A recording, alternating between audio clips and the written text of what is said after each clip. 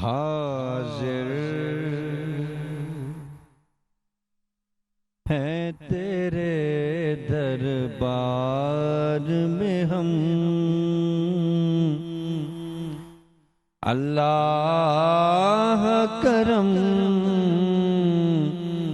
اللہ کرم دیتی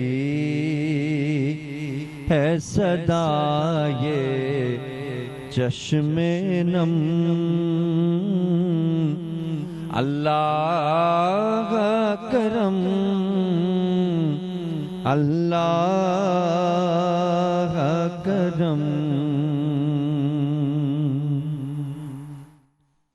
ہے پت سے غرق گردن غم گے ہر آنکھ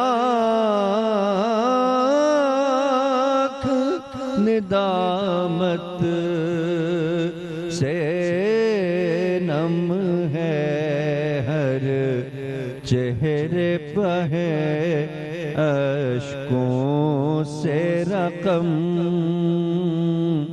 اللہ کرم، اللہ کرم ہر سال طلب فرما مجھ کو، ہر سال یہ شہر دکھا مجھ کو، ہر سال کروں میں طواف حرم، اللہ کرم، اللہ کرم میری آنے والی سب نسلیں تیرے گھر آئے، تیرا در دیکھیں، اسباب ہو ان کو ایسے بہم، اللہ کرم،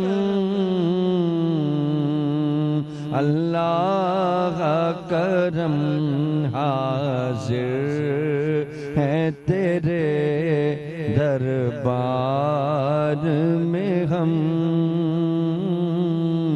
اللہ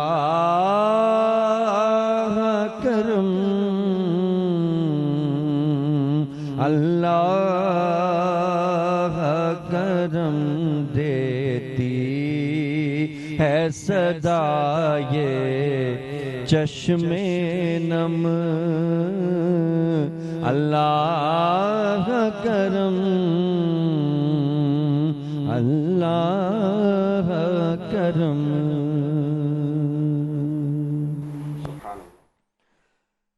حاضر ہیں تیرے دربار میں ہم، حاضر ہیں تیرے دربار میں ہم، اللہ کرم، اللہ کرم دیتی ہے صدا، دیتی ہے صدا یہ چشم نم، اللہ کرم، اللہ کرم۔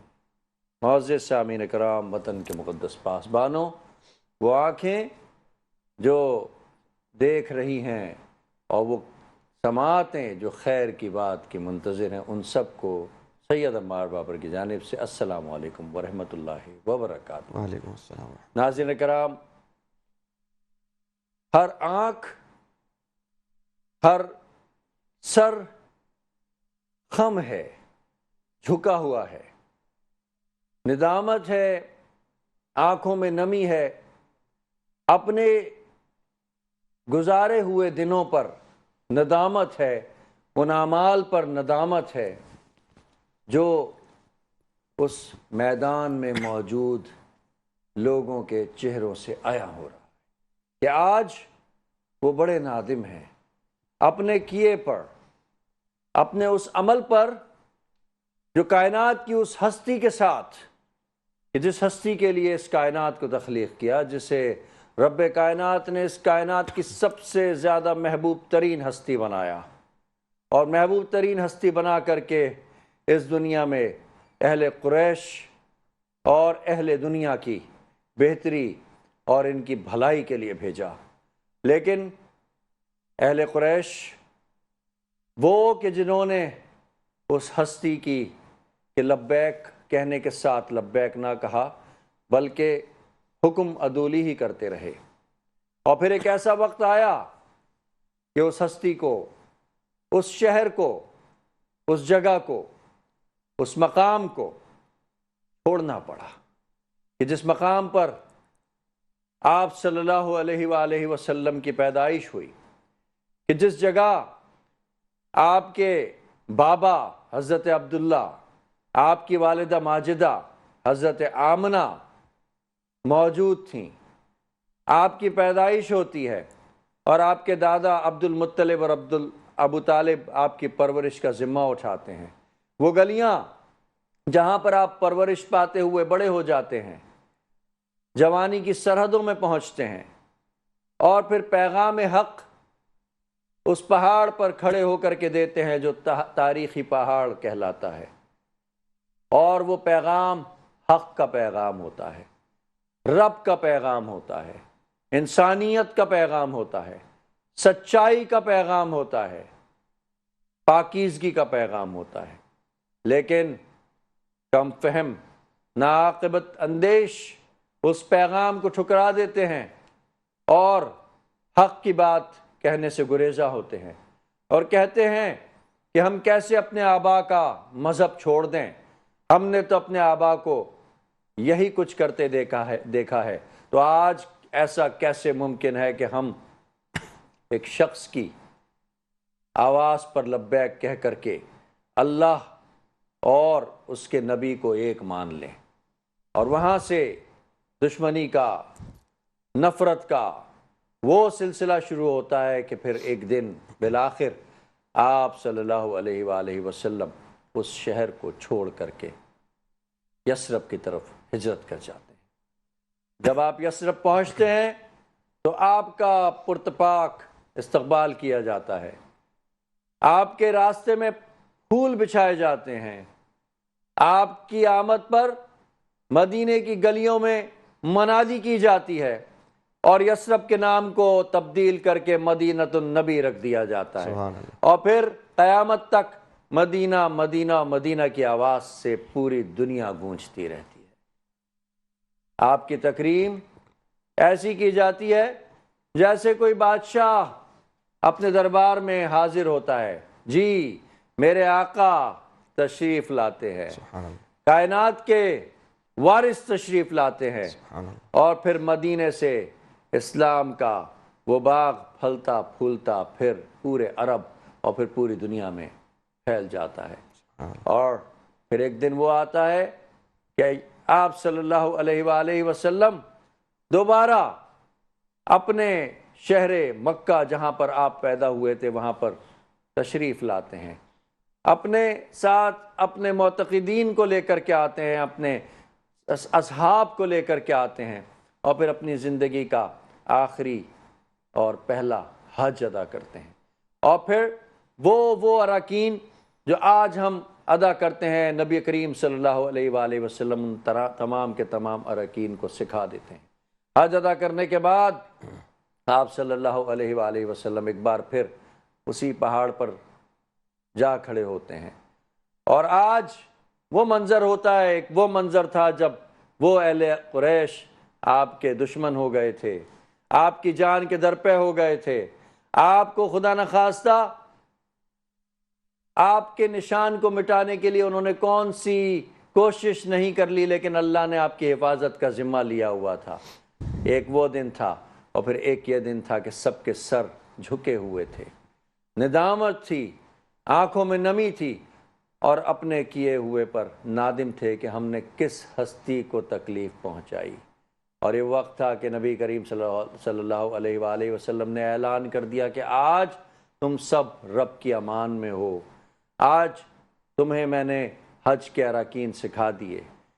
اے لوگو، میں نے اللہ کا پیغام تم تک پہنچا دیا، ہو سکتا ہے کہ اب میں تم لوگوں کے ساتھ زیادہ عرصے نہ رہوں۔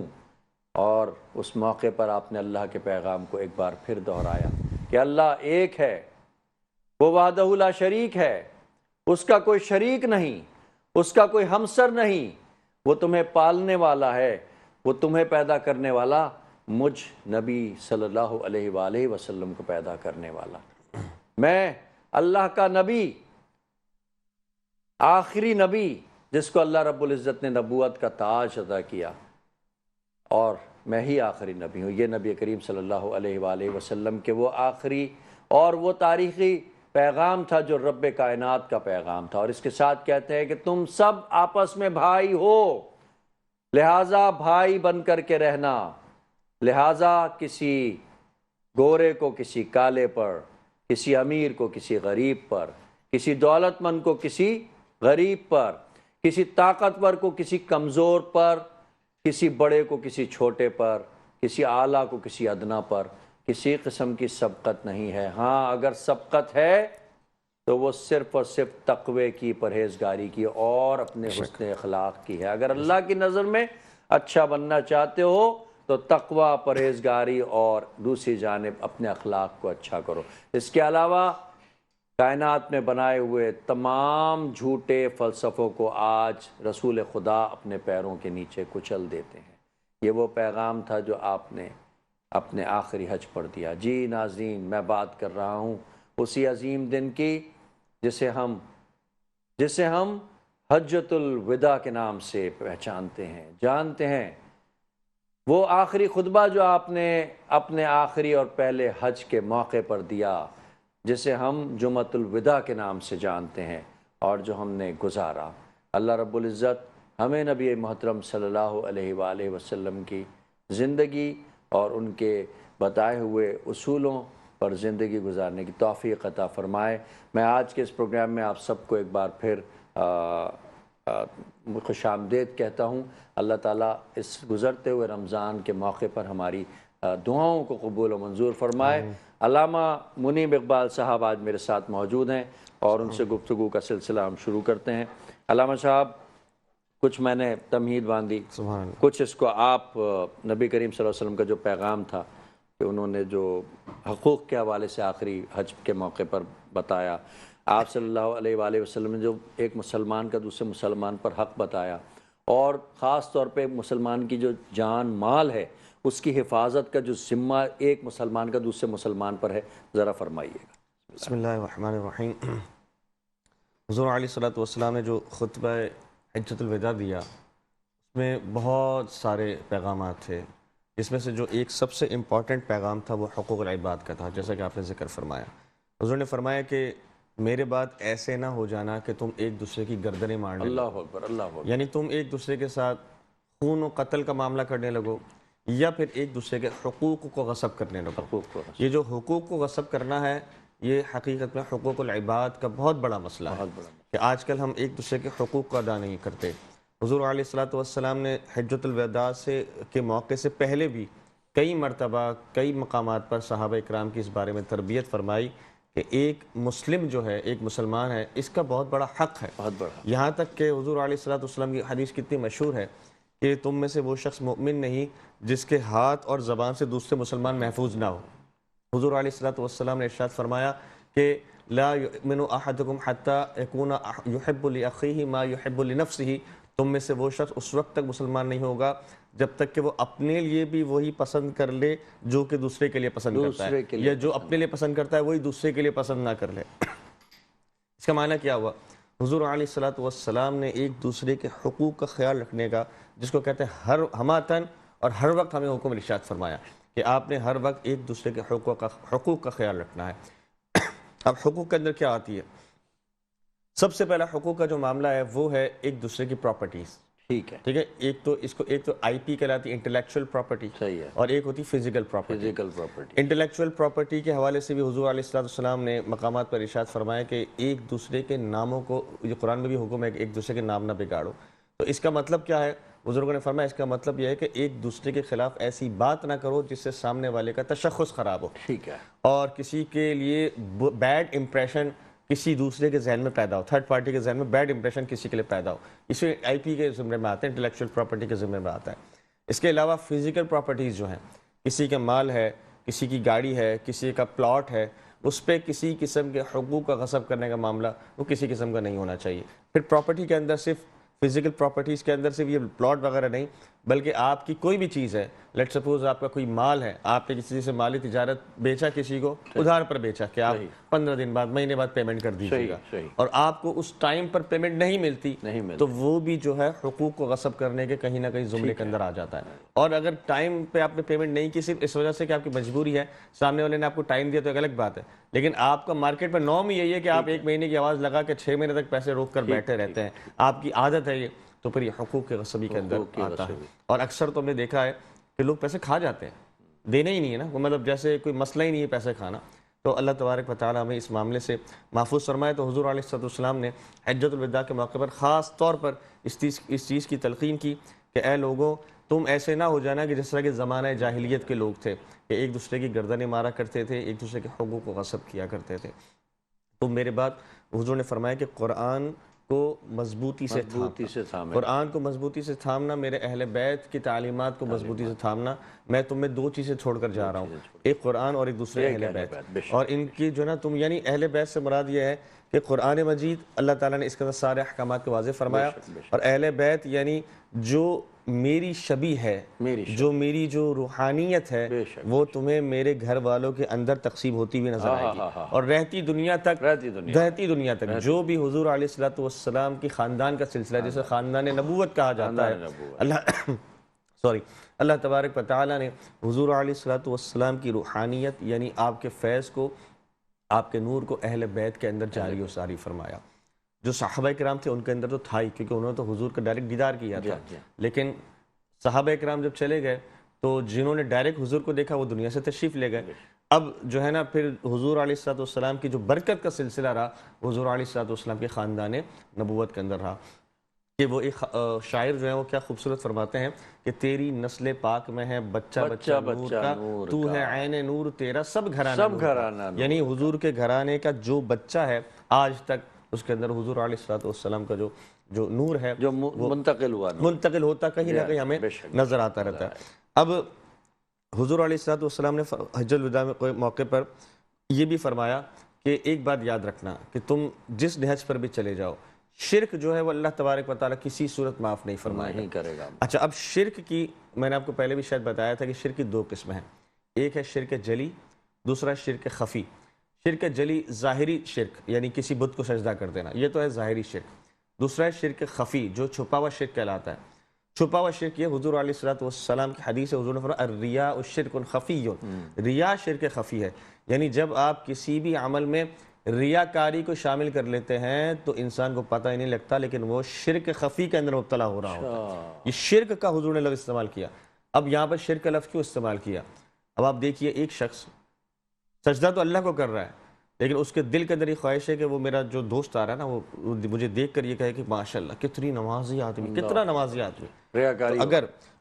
اگر اپنا کوئی عمل کسی کو دکھانے کے لیے کر رہا ہوں تو پھر یہ اللہ کے لیے تو نہ ہوا نا، صحیح ہے۔ اگر میں نے کسی سے تھینک یو بلوانے کے لیے، شکریہ بلوانے کے لیے کسی کو کوئی مدد کر دی اور اس نے تھینک یو یا شکریہ بول دیا تو پھر اس کا عمل تو علامہ صاحب یہ تو ایک عام بیماری ہو چکی ہے اس وقت لوگوں، یہ اس کو خود پسندی بھی کہا جاتا ہے کہ انسان کے اندر سیلف پورٹریٹ، اس کا یہ بڑا اس کو کہتے ہیں سائیکولوجیکل ڈیزیز بھی کہا جاتا ہے۔ یہ سائیکولوجیکلی نا انسان اس چیز کا عادی ہو جاتا ہے کہ میری تعریف کی جائے، یہ ہر انسان کے اندر ہوتا ہے، لیکن ایک سرٹن لمٹ تک، جب وہ سرٹن لمٹ سے آگے بڑھ جائے تو پھر ایک ڈیزیز کے اندر کنورٹ ہو جاتا ہے۔ تو انسان کو نا اس سے بچنا چاہیے، اور جب بھی انسان اللہ تبارک و تعالیٰ کی راہ میں خرچ کرے یا کوئی بھی عمل کرے، کوئی نیک عمل کر رہا ہو، نماز پڑھ رہا ہو، اور دل میں یہ خواہش ہو کہ مجھے لوگ دیکھیں، مجھے لوگ نمازی کہیں، مجھے لوگ نیک کہیں، مجھے لوگ دیندار کہیں، حالانکہ وہ حقیقت میں ایسا نہ ہو، تو پھر یہ جس کو کہتے ہیں کہ بہت بڑی خرابی کا باعث بن سکتا ہے۔ اللہ تعالیٰ ہمیں حقیقی طور پر نیک بنائے۔ دعا کیا کرے، یا اللہ تو ہمیں حقیقی نیک بنا، دکھلاوے کا نیک نہ بنا۔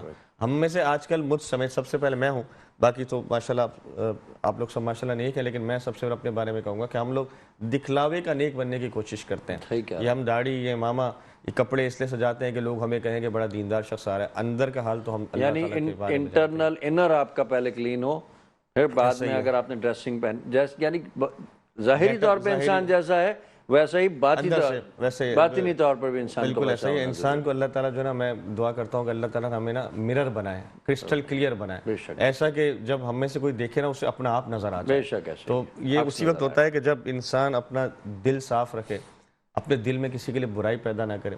حضور نے فرمایا نا کہ میرے بعد ایسے نہ ہو جانا کہ ایک دوسرے کی گردنیں مارنے لگنا، یعنی کسی کے لیے دل میں نہ برائی رکھنا، نہ نفرت دیکھیں رکھنا۔ نا حجۃ الوداع کے موقع پر کتنی سختی سے رسول صلی اللہ علیہ وسلم نے 2-3 چیدہ باتوں کے اوپر نشاندہی کی تھی کہ تمہارا جو مال ہے، اور یعنی اگلے مسلمان کا جو مال ہے، اس کی تم پر ذمہ داری ہے اس کی حفاظت کرنے کی۔ اگر وہ کہیں پڑا ہوا ہے تو تم ذمہ دار ہو، تم سے اس کا سوال کیا جائے گا۔ ایسا ہی ہے، لیکن آج ہم کیا کر رہے ہیں؟ ایسا ہی ہے، جانے دو، کھڈے میں جائے، ایسا ہی ہے۔ ضائع ہو جائے، نقصان ہو جائے، ہم اپنا بچا کر کے راستہ ہم سائڈ میں سے نکل میں اب آپ کو یہاں پر ایک اور بات ایڈ کر دوں۔ یہ حضور نے فرمایا کہ کسی کا مال ہے تو تمہیں اس کی حفاظت کرنی ہے۔ یہ اگر ہم اس کی براڈر ایکسپیکٹ میں اس کو دیکھیں تو یہ صرف فزیکل مال کے لیے نہیں ہے۔ کسی نے اگر آپ کو اپنا سیکرٹ بتایا ہے، وہ بھی آپ کے پاس ایک امانت ہے۔ سبحان اللہ۔ اگر آپ اس سیکرٹ کو کسی پر بیان کرتے ہیں، اگر کسی نے آپ کو سیکرٹ بھلے نہ بتایا، اس کا کوئی عیب ایسا نظر آ گیا جو اس نے اکیلے میں کیا، کتنی ہم کوتاہی کر رہے ہیں اس وقت۔ اللہ اکبر، کسی کا عیب آپ نے دیکھا جو اس نے اکیلے میں کیا ہے، لیکن اس نے عیب آپ نے دیکھ لیا، آپ کے علاوہ کسی کو نہیں پتا۔ اگر آپ اس کے عیب کو مارکیٹ کے اندر اس کو کہتے ہیں عیاں کرتے ہیں، کھولتے ہیں اس کو، آپ اس کی امانت میں خیانت کر رہے ہیں۔ کسی کا عیب نظر آئے آپ خاموش ہو جائیں، اپنی آنکھوں کو بند کر لیں اور اللہ تعالیٰ سے یہ دعا کریں۔ مطلب ایک مسلمان کا دوسرے پر حق ہے، حق ہے یہ کہ اس کی پردہ داری کی جائے، پردہ رکھ۔ آج اگر اچھا یہ بھی تو علامہ صاحب کہا نا، جس نے دنیا میں کسی کے عیبوں کی پردہ داری کی، اللہ رب العزت قیامت کے روز اس کی پردہ داری کرے گا۔ بالکل حضور کی حدیث ہے، کتنا بڑا وعدہ کیا ہے نا اللہ پاک نے، دیکھیے بالکل ایسا ہی کہ انسان جو ہے دوسروں کی، اچھا اس میں راز بھی شامل ہے، یہ کسی کا عیب بھی شامل ہے۔ اور راز، اچھا راز میں کیا ہوتا ہے؟ جب انسان کوئی راز بتاتا ہے نا تو وہ ایسی چیز ہوتی ہے جو انسان کسی اور سے شیئر نہیں کرتا، خاص آپ سے کر رہا ہوتا ہے۔ اور اگر آپ اس کے راز میں، جس کو کہتے ہیں کوئی خیانت کرتے ہیں، دوسروں کو بتا دیں، اس کے راز کو افشا کرتے ہیں، تو آپ اس کا کتنا بڑا بھروسہ توڑ رہے ہوتے ہیں۔ تو یہ بھروسہ توڑنا بھی تو کسی نہ کسی طرح حقوق کو غصب کرنے میں آ رہا ہوتا ہے نا۔ تو یہ بہت ساری چھوٹی چھوٹی چیزیں جن کا ہم خیال نہیں رکھتے، ہمیں ان چیزوں کا خیال رکھنا چاہیے۔ اچھا علامہ صاحب، خواتین کے لیے خاص طور پہ حجۃ الوداع کے موقع پہ نبی کریم صلی اللہ علیہ وسلم نے جیسا کہ پہلے بچیوں کو زندہ دفن کر دیا جاتا تھا، ٹھیک ہے، لیکن حضور صلی اللہ علیہ وآلہ وسلم نے آ کر کے بچیوں اور خواتین کو حق دلایا، نہ صرف دنیاوی طور کے اوپر، اخروی طور پہ، بلکہ جائیداد میں بھی ان کو حصہ دلوایا کہ جس طرح لڑکوں کو حصہ ملے گا اسی طریقے سے، اور عزت و احترام کا وہ درجہ دیا جو اس سے پہلے حوا کو نہیں دیا گیا تھا۔ تھوڑی سی روشنی ڈالیے گا اس کے اوپر۔ بسم اللہ الرحمن الرحیم۔ عورتوں کے حقوق اللہ تبارک و تعالیٰ نے اور حضور علیہ الصلوۃ والسلام نے جس طرح اسلام میں بیان فرمائے، تو شاید ہی آج کے دور میں کوئی ایسا مذہب ہو جو اس طریقے سے عورتوں کی حفاظت کرتا ہو۔ آپ دیکھیے کہ اللہ تعالیٰ نے عورتوں کو حکم دیا کہ اے عورتوں، وَقُلْ لِلْمُؤْمِنَاتِ يَغْضُضْنَ مِنْ أَبْصَارِهِنَّ وَيَحْفَظْنَ فُرُوجَهُنَّ وَلَا يُبْدِينَ زِينَتَهُنَّ۔ مردوں کو بھی حکم دیا کہ اپنی نگاہوں کو نیچے رکھیں، لیکن عورتوں کو بھی حکم دیا کہ اپنی نگاہوں کو نیچے رکھیں اور اپنی عزت کی پاسداری کریں۔ یہ کیوں ہے؟ ایک بزرگ سے میں نے یہ سنا کہ بڑا خوبصورت انہوں نے جملہ کہا کہ جب کوئی چیز ہوتی ہے جو کہ ویلیو لیس ہوتی ہے تو اس کو آپ روڈ پر پھینک دیتے ہیں، اپنے گھر سے باہر کچرے کی طرح پھینک دیتے ہیں، لیکن اگر کوئی چیز ویلیویبل ہوتی ہے اس کو آپ لپیٹتے ہیں، اس کو خوبصورتی کے ساتھ کسی اچھے کپڑے میں لپیٹتے ہیں اور اس کو اپنی الماری میں بند رکھتے ہیں تاکہ وہ کوئی چیز لے کر نہ چلی جائے۔ ہماری مائیں، ہماری بہنیں، ہماری بیٹیاں ہمارے لیے یہ وہ ویلیوبل پرل ہیں، یہ وہ ویلیوبل پرل ہیں، پرل وہ ہمارے موتی ہیں جنہیں ہم چھپا کر اس لیے رکھتے ہیں کہ کوئی بری نظر والا ان کو نہ دیکھ سکے۔ میری بیٹی اس پر کوئی بری نظر کیسے ڈال سکتا ہے، میری بہن اس پر کوئی بری نظر کیسے ڈال سکتا ہے؟ میری ماں، میری بیوی، اس پر کوئی بری نظر کیسے ڈال سکتا ہے؟ ان کے ہم پردہ دار ہوتے ہیں۔ اللہ تعالیٰ نے دیکھیے عورتوں کو کام کرنے کا حکم، اس کی ذمہ داری نہیں دی، کسی کی مجبوری ہے وہ الگ بات ہے، لیکن ہم ایز اے عالم بھی ہم یہ کہتے ہیں کہ کچھ فیلڈیں ایسی ہیں کہ جن میں عورتوں کو کام کرنا ضروری ہے، جیسے گائناکالوجسٹ، یہ فیلڈ کے اندر لیڈیز کا ہونا ضروری ہے، اور بھی میڈیکل سائنس کے اندر ایسے معاملات ہیں جس میں لیڈیز کا ہونا ضروری ہے۔ پھر ٹیچنگ جو وہ ہے فیلڈ، اس کے اندر چھوٹے بچوں کو مرد تو نہیں پڑھا سکتا، وہ عورتیں ہی پڑھاتی ہیں، اس کے بس کی بات ہی سوال ہی پیدا نہیں ہوتا، ایک گھنٹہ نہیں کھڑا ہو سکتا وہ کلاس، تو وہاں پر تو عورتوں کی اجازت ہے کام ہے۔ لیکن اس کے علاوہ آفس ورک کرنے کی اجازت اسی وقت ہوتی ہے کہ جب اتنی اشد مجبوری ہو کہ گھر میں فاقے ہو۔ اچھا وہ بھی حدود میں رہتے جی وہ بھی اچھا، اور اس میں دیکھیں اگر ویسٹ کی طرف سے اعتراض ہوتا بھی ہے تو ہمارے الحمدللہ معاشرے کے جو عقل مند لوگ ہیں وہ اس بات کو سمجھتے ہیں کہ حقیقت میں عورت کو ہم روک نہیں رہے کام کرنے سے، عورت کو شریعت نے اس لیے روکا کہ بھائی اس کی ذمہ داری نہیں ہے، ذمہ داری نہیں ہے۔ مرد کو اللہ تعالیٰ نے مقام دیا ہے کہ وہ اپنی ماں کو بھی کھلائے گا، اپنی بہن کو بھی کھلائے گا، اپنی بیوی کو بھی کھلائے گا۔ عورتوں سے کہا ہے انجوائے کرو اپنے گھر کے اندر، اور اپنے بچوں کی پرورش کرو، بچے کی پرورش کرو، گھر کو صاف ستھرا رکھو، اچھا سا رکھو۔ بس عورت کا کام ہے گھر کو صاف ستھرا رکھے، گھر کے معاملات کو مینج کرے۔ مرد کا اپنے کام شوہر ہے کی خدمت کرے، اپنے شوہر کی خدمت کرے، اور ہاں شوہر کی خدمت میں بھی اسلام نے حکم دیا کہ ایسی خدمت جو شوہر کرا رہا ہو جو کہ ظلم کے اندر آتی ہو وہ بھی نہیں کرے گی۔ جی ناظرین، بہت اچھی گفتگو چل رہی ہے، اور میں اپنی بہنوں ماؤں کے لیے تمام شوہروں سے گزارش، اپنے بھائیوں سے گزارش کروں گا کہ آپ کی بہنوں نے، آپ کی ماؤں نے اور آپ کی بیویوں نے، اگر آپ بیٹے ہیں، اگر آپ شوہر ہیں یا اگر باپ ہیں، تو اس رمضان کے آخر میں ان کو کوئی نہ کوئی اچھا سا تحفہ ضرور دیں، کیونکہ جو خدمت انہوں نے پورے رمضان میں سحر اور افطار کے وقت پہ کی ہے وہ آپ ایک دن بھی کسی کے نہیں کر سکتے۔ اس کے ساتھ ہی چلتے ہیں ایک چھوٹے سے بریک کی طرف، اور واپس آ کے علامہ صاحب سے دوبارہ اس ٹاپک کے اوپر بات کرتے ہیں۔ سلامتی ان سماعتوں کے لیے جو ذکر خیر کے منتظر ہیں، اور 28 رمضان مبارک آپ اس ٹرانسمیشن کو ملاحظہ کر رہے ہیں۔ الحمدللہ آج 28ویں ٹرانسمیشن براہ راست سیکھیں علم و عمل کے پلیٹ فارم سے آپ تک پہنچائی جا رہی ہے۔ امید کرتا ہوں کہ آپ اور ہم دونوں ہی کچھ نہ کچھ جان کر کے اور سیکھ کر کے اس ٹرانسمیشن سے جاتے ہوں گے۔ علامہ صاحب میرے ساتھ موجود ہے، اور آج میں گزارش کروں گا کیونکہ مجھے علم ہے کہ علامہ صاحب گنگناتے بھی بہت اچھا ہیں، ٹھیک ہے؟ تو آج اپنی خوبصورت آواز میں کوئی کلام علامہ صاحب ہمیں سنائیں۔ بسم اللہ علیہ وسلم۔ روک لیتی ہے آپ کی نسبت تیر جتنے بھی ہم پہ چلتے ہیں، یہ کرم ہے حضور کا ہم پر، آنے والے عذاب ٹلتے ہیں۔ اب ہمیں کیا کوئی گرائے گا، ہر سہارا گلے لگائے گا۔ اب ہمیں کیا کوئی گرائے گا، ہر سہارا گلے لگائے گا۔ ہم نے خود کو گرا دیا ہے وہاں، گرنے والے جہاں سنبھلتے ہیں۔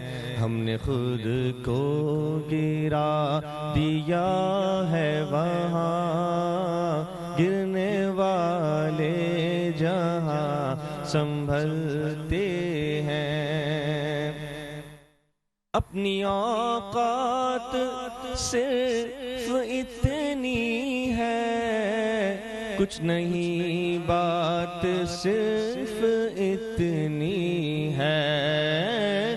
اپنی اوقات صرف اتنی ہے، کچھ نہیں بات صرف اتنی ہے۔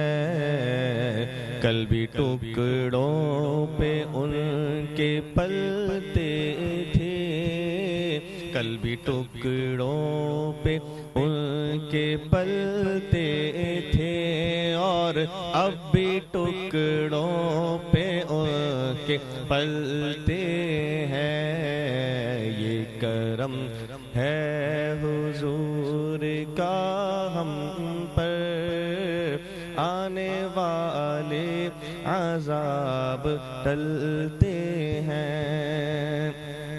وہی بھرتے ہیں جو لیا سب کی، وہ سمجھتے ہیں بولیاں سب کی.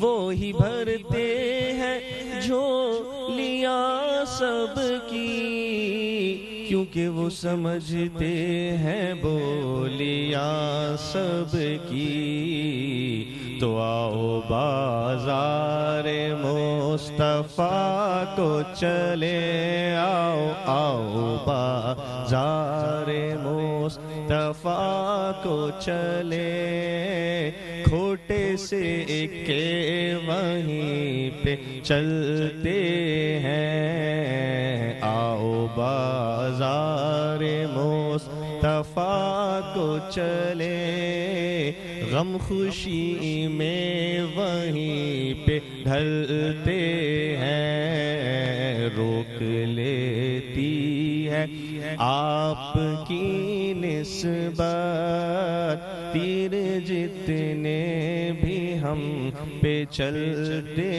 ہیں. یہ کرم ہے حضور کا ہم پر، آنے والے عذاب ٹلتے ہیں. سبحان اللہ سبحان اللہ. علامہ صاحب آپ کا یہ جو صنف ہے، اس کا تو آج ہمارے سامعین کو پورے مہینے میں پہلی مرتبہ پتہ چلا. مجھے تو علم تھا لیکن اتنے والہانہ انداز میں پڑھتے ہیں یہ علم مجھے بھی نہیں تھا. ہاں یہ تھا کہ آپ گنگناتے ضرور ہیں، تو بڑی خوشی ہوئی. اور مجھے اگر پہلے علم ہوتا تو ہم آپ سے وقتاً فوقتاً کلام سنتے رہتے. بس یہ ریگولر میرا یہ کہ اس چیز کی طرف موقع نہیں ہوتا، کیونکہ ہم نظم میں ہم نثر میں حضور نثر میں بے شک تو جو نظم جو منظمین ہیں یعنی جو نعت خواں آتے ہیں ان کا ایک الگ مقام ہے. بس یہ کبھی آج میں نے دیکھا کہ کوئی ساتھی موجود نہیں ہے، بہت بہت بہترین. میں کہتا ہوں نا بڑا اچھا ماحول بن گیا. آپ تو ماشاءاللہ اور نعت بھی ہو گئی اور حمد بھی ہو گئی. آپ سینئر ہیں ماشاءاللہ. آپ کی نہیں محبت ہے، آپ کی محبت ہے. اچھا علامہ صاحب ایک سوال آیا، میں نے کہا جاتے جاتے ابھی 2-3 منٹ رہ گئے تو اس میں ایک سوال میں آپ سے پوچھ لوں ہمارے سامعین کی طرف سے. بسم اللہ الرحمن الرحیم ہمیں حکم دیا جاتا ہے جب بھی کوئی کام شروع کرو، ایون کھانا کھاؤ، پانی پیو، گھر سے نکلو، کوئی کام بھی کرو، بسم اللہ الرحمن الرحیم پڑھو. اور میں نے اپنے بڑوں سے یہ سنا ہے کہ بسم اللہ الرحمن الرحیم میجک ورڈز ہیں. آج ذرا کچھ خصوصیات بتا دیں میجک ورڈز کی، اور کوئی واقعہ ایسا بیان کریں جو ہماری زندگی کی عادت بن جائے. یہ بسم اللہ الرحمن الرحیم. حضور علیہ السلام نے ارشاد فرمایا من لم یبدأ بسم اللہ فہو ابتر، او کما قال علیہ السلام، جو بھی کام بسم اللہ سے شروع نہ کیا جائے ٹھیک ہے وہ ناقص رہ جاتا ہے. اللہ اکبر. اللہ یعنی اس کے اندر جو برکت ہے ایک تو وہ نہیں ملتی، اور اس کے جو اصل مقاصد ہیں ہم وہ نہیں پا سکتے. ٹھیک ہے. میں آپ کو جو ہے نا اس کے پریکٹیکل امپلیمنٹیشنز ہی بتاؤں کہ جب کبھی بھی کوئی کام چاہے وہ چھوٹا سے چھوٹا کیوں نہ ہو، صحیح، دروازہ کھولتے وقت، دروازہ بند کرتے وقت، بیٹھتے وقت، اٹھتے وقت، ہم نے تو بزرگوں کو یہاں تک دیکھا کہ وہ ہر چیز میں بسم اللہ الرحمن الرحیم پڑھا کرتے تھے. بس ایک چیز کا خیال رکھا جائے کہ جب بھی کسی ایسی جگہ پر جا رہے ہوں کہ جو جگہ مناسب نہ ہو، یعنی واش روم میں داخل ہونے سے پہلے بسم اللہ الرحمن الرحیم نہیں پڑھ سکتے، اور واش روم سے نکلنے کے بعد بھی بسم اللہ الرحمن الرحیم نہیں پڑھ سکتے. تو اس لیے فرمایا کہ جب بھی ایسی جگہ پہ جائیں تو بسم اللہ نہ پڑھیں. اس کے علاوہ کوئی ایسا کام جو گناہ کا ہو، یعنی انسان ٹی وی کھول رہا ہے اس نیت سے کہ میں کوئی ڈرامہ یا فلم دیکھوں گا تو بھی بسم اللہ نہیں پڑھ. اس کے علاوہ جتنے بھی کام ہیں چاہے وہ دنیاوی کام کیوں نہ ہو، انسان اپنی دکان پہ جائے، دکان کھولے، بسم اللہ پڑھ دے. ٹھیک ہے. گراہک کو کوئی چیز دے وہ بھی بسم اللہ پڑھ کے دے. پیسے وصول کرے تو بھی بسم اللہ پڑھ، پیسے دے بسم اللہ پڑھ.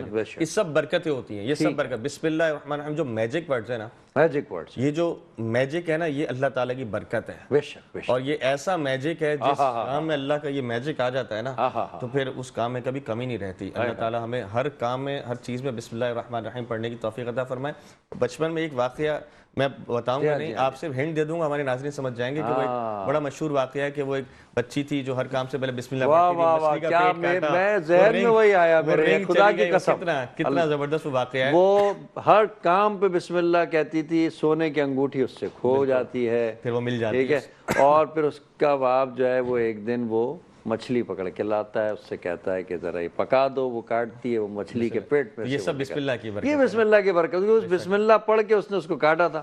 تو بسم اللہ کی اتنی بڑی برکت ہے کہ یہ واقعی میں میجک ہے، اور ہم اتنی بڑی ایک فائدے کو پروفٹ ہمیں ملا ہوا ہے، ایک ہمیں جیک پاٹ ملا ہوا، اور ہم اس کو تو یہ دو میجک ہیں، ایک تو بسم اللہ الرحمن الرحیم، اچھا، اور ایک میجک جو ہے وہ ہے صلی اللہ علیہ وسلم، درود پاک۔ حضور علیہ السلام نے ارشاد فرمایا من صلی علیہ مرتن فتح اللہ لہ بابا من العافیہ، کہ جو مجھ پر ایک مرتبہ درود پڑھتا ہے اللہ تعالیٰ عافیت کے دروازوں کو اس پر اللہ اکبر، اور درود پاک کے لیے تو کہا جاتا ہے جو نمبر آف ٹائمز پڑھتا ہے اللہ تعالیٰ کشف کے دروازے اس پر کھول دیتا ہے۔ بے شک سبحان اللہ۔ ہم یہ چھوٹی سی بات یہ نا کہ ہم یہ سوچتے ہیں کہ ہم باہر جائیں تو ہماری اسنیچنگ نہ ہو، ہمارے موبائل نہ چھنے، ہم حفاظت پہ رہیں، ایکسیڈنٹ نہ ہو، تو درود شریف پڑھتے رہیں گے، عافیت کا دروازہ کھلے گا، عافیت کا دروازہ کھلے گا تو حفاظت بھی ہوگی، معاملات بھی آسان سبحان اللہ۔ ناظرین، ہمارے پروگرام کا وقت بھی ختم ہوا چاہتا ہے، اور آج اختتام بڑا خوبصورت ہوا، ہمیں دو بڑے خوبصورت وظائف کا علم ہوا۔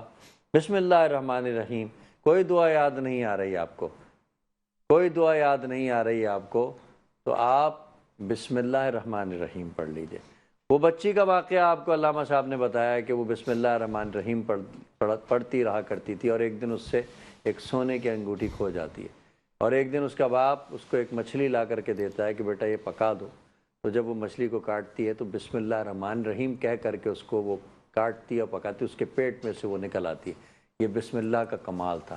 ناظرین، پانی پیتے وقت بسم اللہ پڑھتے ہیں ہم، کھانا کھاتے وقت بسم اللہ پڑھنے کا حکم ہے، کیوں ہے؟ کیونکہ اس میں اللہ کی رضا ہے، اور یہ واقعی میں میجک ورڈز ہیں۔ صلی اللہ علی محمد صلی اللہ علیہ وآلہ وسلم، چھوٹا سا درود ہے، مستقل پڑھتے رہیں پڑھتے رہیں پڑھتے رہیں، اس سے اللہ کی رحمتیں تو نازل ہوں گی، کشف کے دروازے بھی کھل جائیں گے۔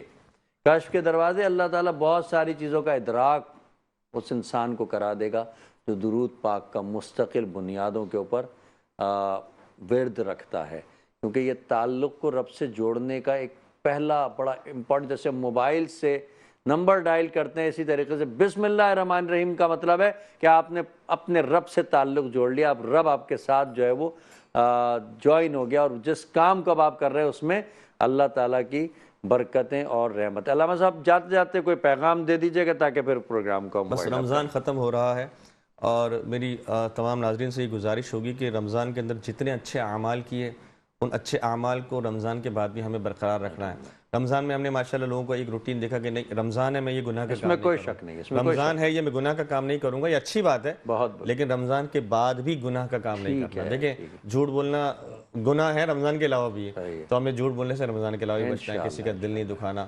تو یہ رمضان میں جتنے اعمال کیے، یہ وظائف جو آپ نے بتایا، اس کے علاوہ جتنے بھی اعمال کی ہم نے عادت بنائی، کوشش کریں اس کو رمضان کے بعد کنٹینیو کریں، تبھی رمضان کا ہمیں اصل فائدہ حاصل۔ سبحان اللہ سبحان اللہ۔ علامہ صاحب کی آپ نے گفتگو سنی، اس کے ساتھ ہی اپنے میزبان سید عمار بابر کو، علامہ منیب اقبال صاحب کو اور پوری ٹیم کو میٹرو ون نیوز کی اجازت دیجیے۔